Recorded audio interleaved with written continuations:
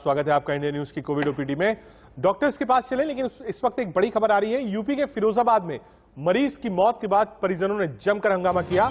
परिजनों का आरोप है कि मृतक सुबह तक बिल्कुल ठीक थे, लेकिन शाम को अचानक मौत की खबर अस्पताल प्रशासन ने दी। परिजनों का आरोप है कि बीमार शख्स की ऑक्सीजन तक निकाल दी गई थी। ये तस्वीरें फिरोजाबाद की हैं और उसका उपद्रव हुआ है। आरोप यही है कि तीमारदार का कहना है कि शाम तक मरीज बिल्कुल ठीक था, लेकिन उसके बाद ऑक्सीजन हटा दी गई, जिसके चलते पेशेंट की मौत हो गई।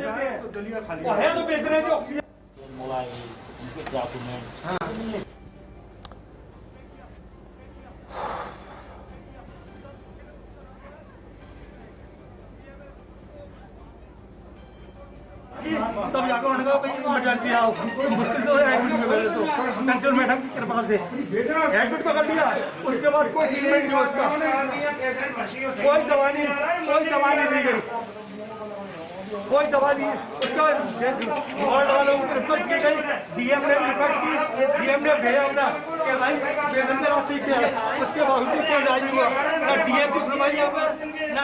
अच्छा, असीजाई ने भी फोन किया, असीजाई ने कहा भाई 103 नंबर बेड पर पेशेंट है, उसका थोड़ा क्लियर किया, एक भी बार कोई नहीं आता। ना किसी की असीजाई की सुनी, ना डीएम की सुना, उन्होंने वो अपनी बर्बादी कर रहे हैं सर। तीमारदार परेशान है। उनका कहना है कि मरीज बिल्कुल ठीक था और इनका आरोप है कि ऑक्सीजन हटा दी गई। आगे बढ़ते हैं। छत्तीसगढ़ के सरगुजा में मरीज के परिजन कोविड वार्ड में भर्ती अपने परिजन के लिए खाना भिजवाते रहे, मगर करीब 17 घंटे पहले ही मरीज की मौत हो चुकी थी। ऐसे में जब अस्पताल प्रबंधन ने किसी तरीके की सूचना नहीं मिली तो मरीज के परिजन खुद पीपीई किट पहनकर आईसीयू पहुंच गए, जहां मरीज को ना पाकर जब परिजनों ने हंगामा शुरू किया तब उन्हें पता चला कि मरीज की मौत के बाद उसे शव को मोर्चरी में रख दिया गया है। लापरवाही की ये घटना अंबिकापुर मेडिकल कॉलेज अस्पताल के कोविड वार्ड में से सामने आई है, जिसके बाद अब मेडिकल कॉलेज अस्पताल प्रबंधन हर बार की तरह जांच और कार्रवाई की बात कर रहा है। पिताजी को यहाँ आइसोलेशन वार्ड में भर्ती किया गया था 19 तारीख को। 2 दिन रखने के बाद उनकी रिपोर्ट पॉजिटिव आ गई थी, जिसके चलते उनको यहाँ शिफ्ट किया गया आईसीयू में। फिर आईसीयू में अब कल से उनका फ़ोन बंद था दिन से, और 1 बजे उनसे मुलाकात हुई थी घर के किसी परिजन की, तो 1 बजे के बाद से उनका मोबाइल बंद था। अब शाम को मैं खाना उन्हें छोड़ने आया तो बात उनसे हो नहीं पाई, और डॉक्टर को मैं यहाँ खाना उन्हें छोड़ के चले गया तो बोले कि आधा घंटे में खाना पहुँच जाएगा। ना ही बताया नहीं कि वो ऐसा हुआ है। अब आज सुबह आए तो पीपी किट पहन के परिजन एक जन अंदर गया तो बोल रहे हैं कि पेशेंट डेथ हो गया है, डॉक्टर से जाके मिलिए। अब यहाँ भी आके बोल रहे हैं तो बोल रहे हैं कि डेथ हो गई। अभी कल 1:47 में कॉल नहीं किया गया है ना, यहाँ भी नंबर लिखवाया गया था और रजिस्ट्रेशन में करवाया था, मैं खुद करवाया था तो मेरा नंबर दिया था, वहाँ से भी कॉल नहीं किया गया। और अभी ये लोग बता रहे हैं कि नंबर गलत है, यहाँ भी जबकि नंबर लिखवाया गया है एडमिट करते समय। डॉक्टर की लापरवाही ना, यहाँ के व्यवस्था की लापरवाही है। 24 घंटा हो गई। लास्ट 100 प्राप्त करने के लिए बोल रहे हैं कि सूरजपुर से परमिशन लाओ, यहाँ से परमिशन लाओ। तो जितने भी कोविड मरीज हमारे यहाँ भर्ती होते हैं और किसी का यदि किसी तरह की मृत्यु होता है तो नियमतः है उसके परिजनों को सूचित किया जाता है, त्वरित सूचित किया जाता है। मरीज के परिजन जब बॉडी क्लेम करते हैं तभी उस बॉडी के आगे की प्रक्रिया एसडीएम से अनुमति के पश्चात उसको छोड़ा जाता है। इसमें उनको सूचना नहीं दिया है, क्यों नहीं दिया गया, कौन ड्यूटी पे थे उस समय, और यदि दिया गया है तो किसको दिया गया था, मिसकम्युनिकेशन कहाँ से हुआ, उसकी जांच की जाएगी। उसके बाद ही मैं कुछ बोल पाऊँगा। उसमें हमारे बहुत सारे जिम्मेदार अधिकारी लोग इस ड्यूटी के लिए लगाया गया है, उसमें नोडल ऑफिसर से इसकी जानकारी मैं उनसे लूँगा इस तरह से चूक कैसे हुई, और निश्चित रूप से उसमें हम लोग कार्यवाही करेंगे जरूरत पड़ेगी। शासन का जो भी नियम है उसमें जिस जिला का रहता है वहाँ के एसडीएम को पहले सूचित किया जाता है कि आपके यहाँ से रेफरल केसेस था, और उसको हम सूचित करते हैं, वो जो अनुमति देते हैं, हाँ उसको हम लोग यहाँ पर उसकी अंत्येष्टि करने की अनुमति प्रदान करते हैं। उसके बाद ही हम लोग बॉडी हैंडओवर करते हैं। आगे बढ़ते हैं। कोरोना के खिलाफ देश बड़ी जंग लड़ रहा है। इस जंग में वैक्सीन अहम हथियार के रूप में कारगर हो रही है, इसलिए देश भर में वैक्सीनेशन चलाया जा रहा है।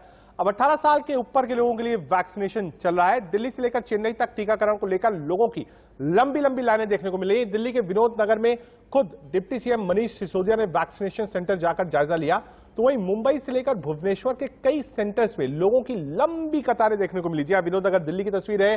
वैक्सीनेशन जरूरी है। 5 तस्वीर हम आपको दिखा रहे हैं देश भर की, जहां अलग अलग जगह वैक्सीनेशन ड्राइव चल रही है। 18+ वाली जो वैक्सीनेशन ड्राइव है, इसको लेकर युवाओं में खास तौर का उत्साह है और दिल्ली से लेकर मुंबई तक लंबी कतारें देखी जा सकती है सोशल डिस्टेंसिंग के साथ, जो लोग आए हैं अपनी वैक्सीन की पहली डोज लगवाने।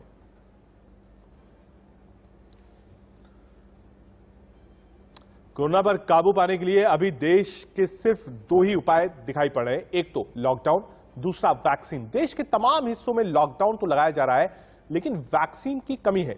मुंबई में वैक्सीनेशन सेंटर पर क्या हालात हैं, मेरे सहयोगी अभिषेक की रिपोर्ट देखिए।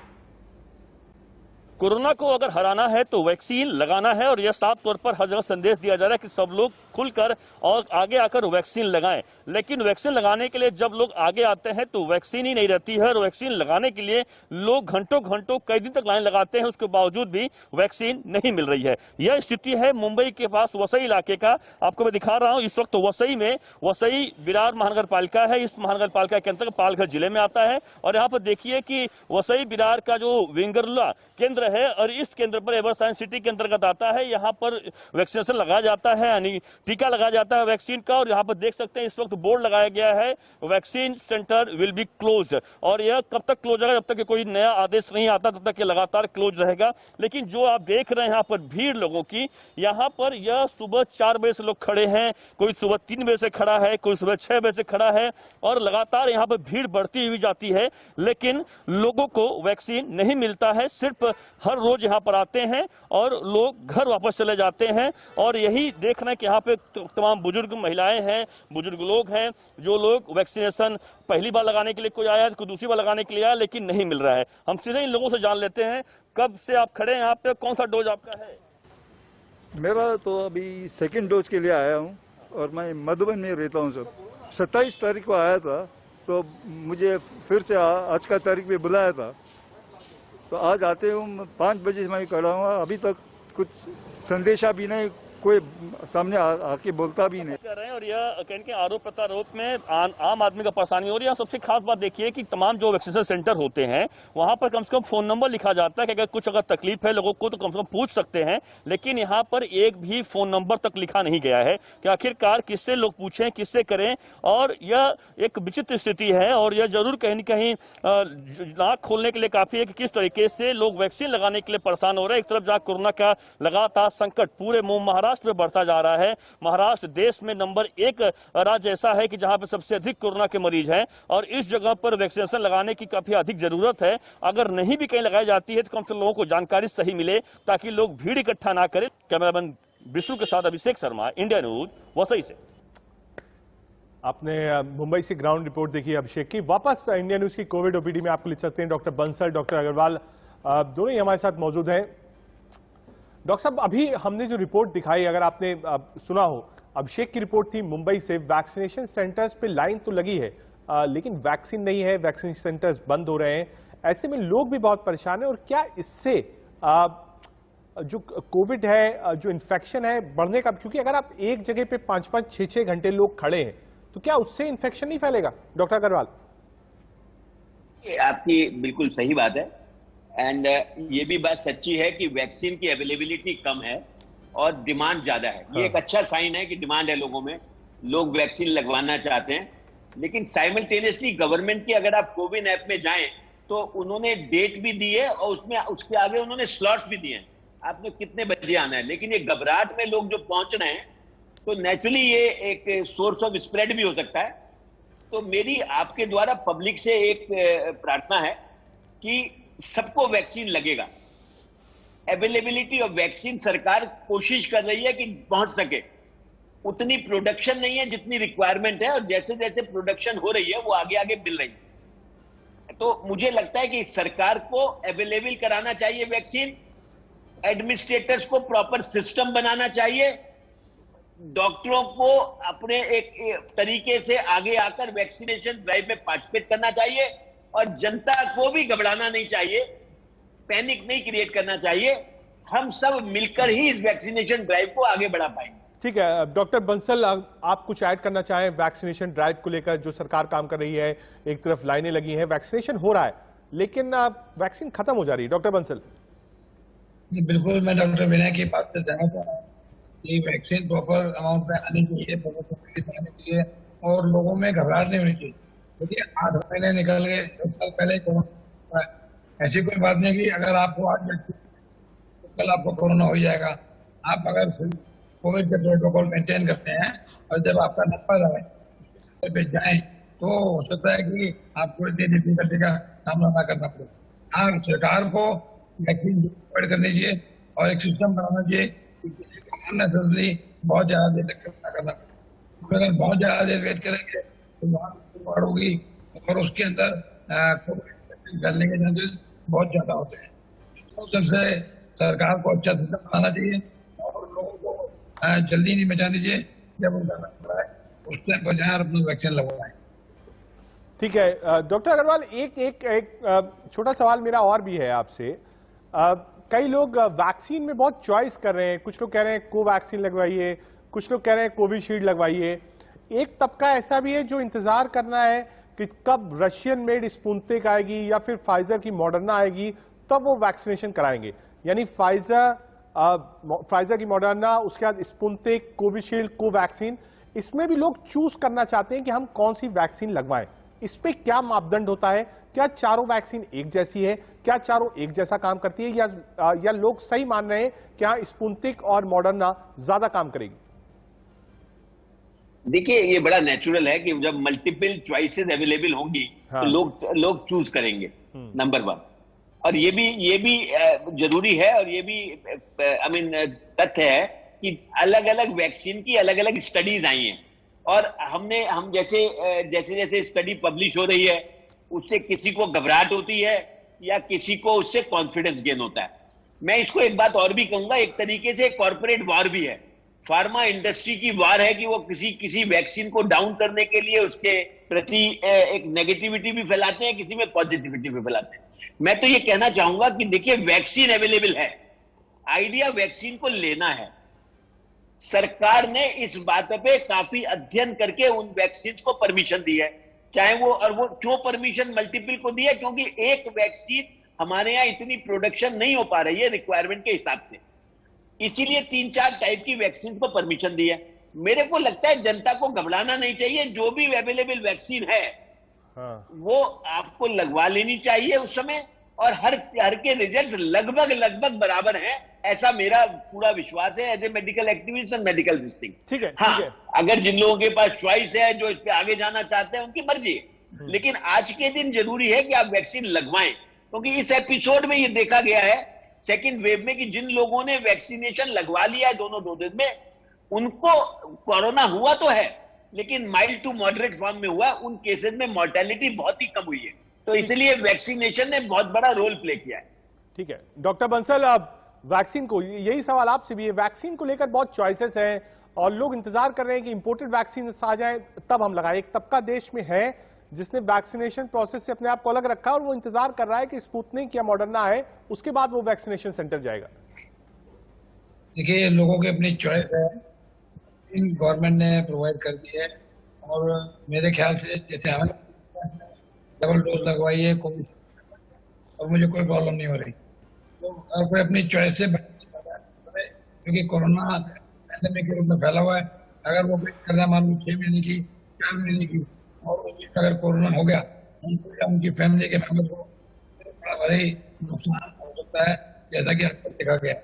ऐसे में वैसे भी चल रही है और हमें ये भी पता ये वैक्सीन परमानेंट या 8 महीने 10 महीने के बाद दोबारा लगवाना पड़ेगा। तो जो भी वैक्सीन अवेलेबल है उसको लगवाइए, बाद अगर आप चाहेंगे बहुत अच्छी आ गई तो ये बारे में आप बाद में चॉइस डिसाइड कर सकते हैं और ले सकते हैं, लेकिन अभी मौका मत खोइए। आपको इतना बड़ा देश है, आपका नंबर आ रहा है, आप भागे कि आप और आप उसको मिस मत करिए और जरूर लगवाएं। ठीक है डॉक्टर अग्रवाल, ये भी लोगों के उस मन में ये सवाल है आज के टाइम में कि मान लीजिए एक डोज लगी, उसके बाद 1 महीने या मान लीजिए 40 दिन के अंदर दूसरी डोज भी लग गई, उसका वैक्सीनेशन प्रोसेस कंप्लीट हो जाता है।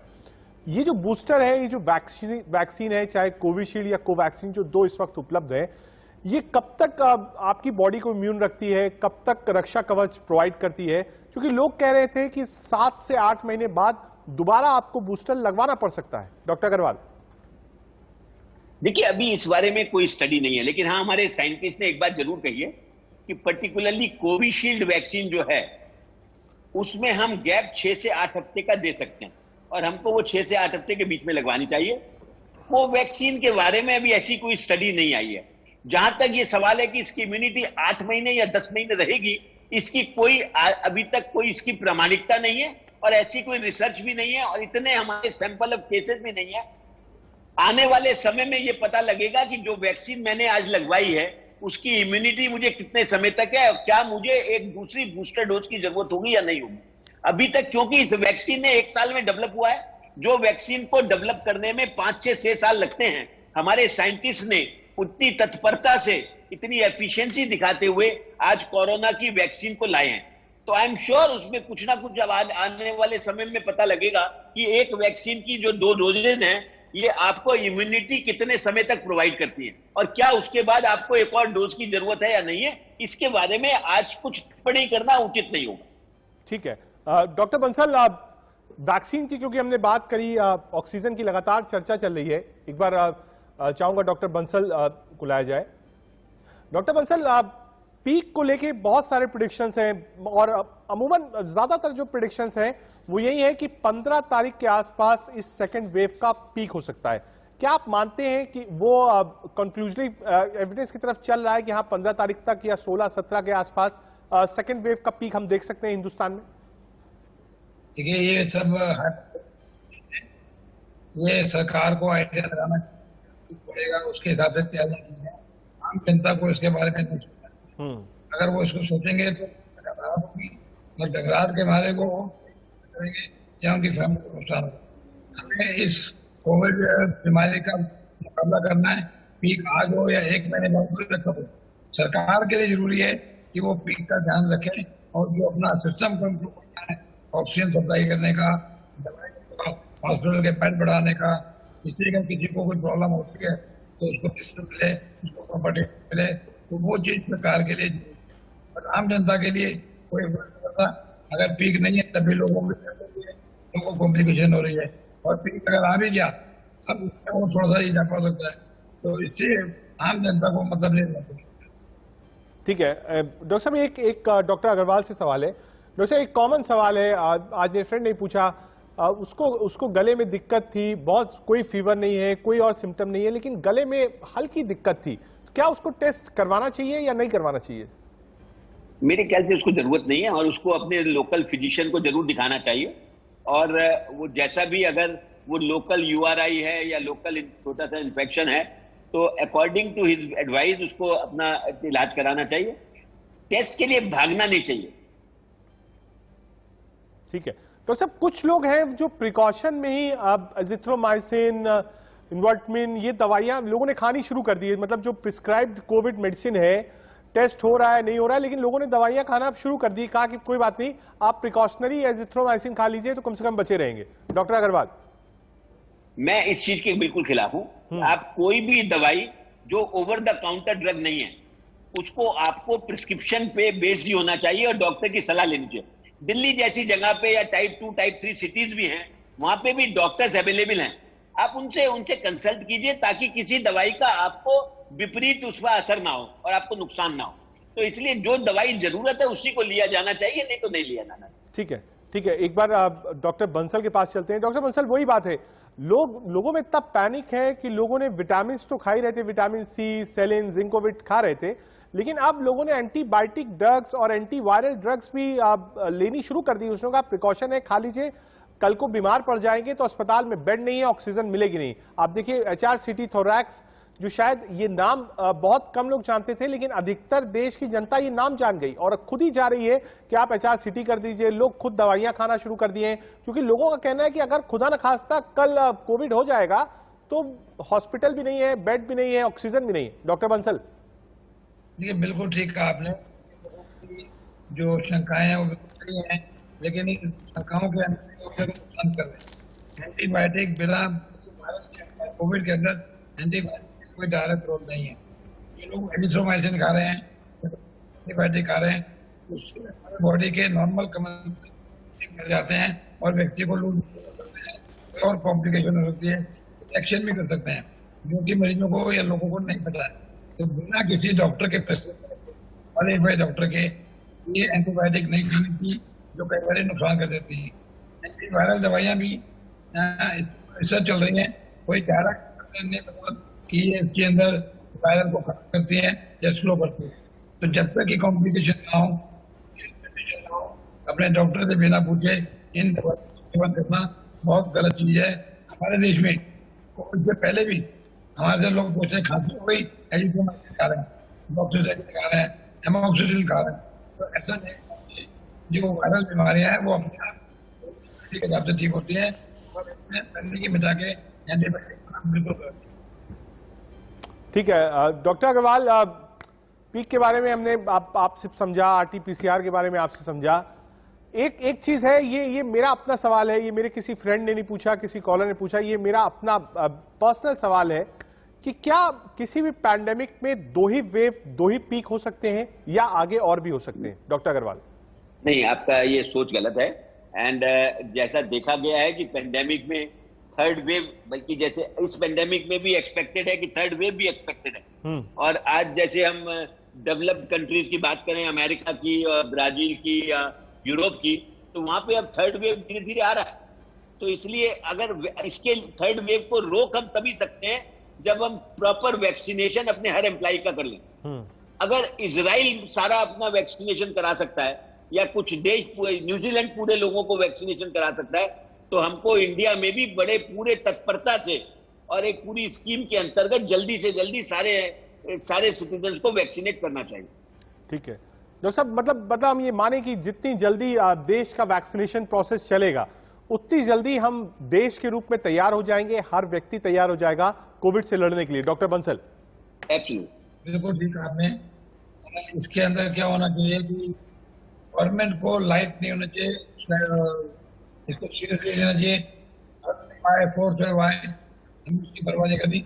हमें कोविड का जो बिहेवियर है, प्रॉपर यूज ऑफ मास्क और इसको एक अपने लाइफ में बना लेना चाहिए। करें, हाथ ना मिलाएं, नमस्ते करके मीटिंग करें और हेल्दी फूड खाएं, हेल्दी डाइट खाएं। बाजारों में जो अनहाइजीनिक चीजें मिलती हैं, होता क्या है उनसे कोविड बेशक ना हो, लेकिन कोई ना कोई बीमारी खाने से पेट की हो सकती है, सांस की हो सकती है। और ऐसे में अगर कोविड इन्फेक्शन हो गया तो सुपर एडिड दोनों बीमारियां साथ चलेंगी जो कर सकती हैं। तो हमें यही ध्यान रखना है, ठीक है, रूटीन बना के इस चीजों को करना चाहिए। ठीक है डॉक्टर बंसल, डॉक्टर अग्रवाल, आप दोनों ने अपना कीमती समय दिया। कुछ महत्वपूर्ण चीजें थी, उस पर आपने बताया कि क्या करना चाहिए, कब एक्सरे कराना चाहिए, कब HRCT कराना चाहिए, वेव्स कब होगी, इन सब पे आपने दिया। आपका बहुत बहुत शुक्रिया। फिलहाल